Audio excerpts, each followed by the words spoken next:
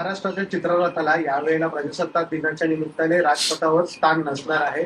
15 चित्ररथ निवडले गेलेले, त्याच्यामध्ये गुजरात आणि युपीचे चित्ररथ आहेत, त्यांना समाविष्ट करण्यात आलेले आहे याची माहिती. मग महाराष्ट्राचा चित्ररथ का नाही असा प्रश्न शिवसेना म्हणून मिरवणाऱ्या उपमुख्यमंत्र्यांनी नरेंद्र मोदी आणि फडणवीस यांना विचारायला पाहिजे. शिवसेना आम्ही विचारलेत प्रश्न याआधी, आम्ही एकत्र असताना विचारलेले आहेत.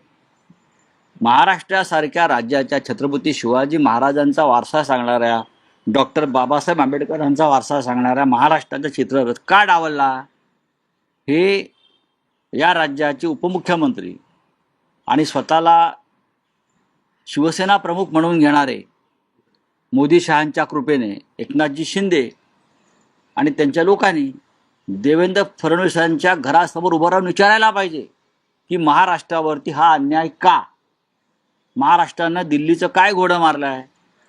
केजरीवाल यांचा सुद्धा चित्ररथ नाकारला गेला दिल्लीचा आणि महाराष्ट्राचा, बरोबर आहे.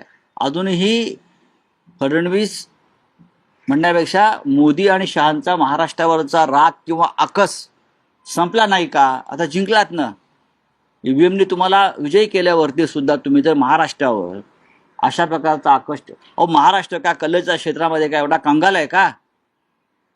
महाराष्ट्र कला क्षेत्रामध्ये सगळ्यात उच्च कोटीला आहे, उच्च स्तरावर आहे. कला, साहित्य, संस्कृती यापूर्वी महाराष्ट्र देशाच्या राजपथावर आमच्या रथानं, चित्ररथानं क्रांती केलेली, अख्ख्या जगाचं लक्ष वेधून घेतलेलं आहे.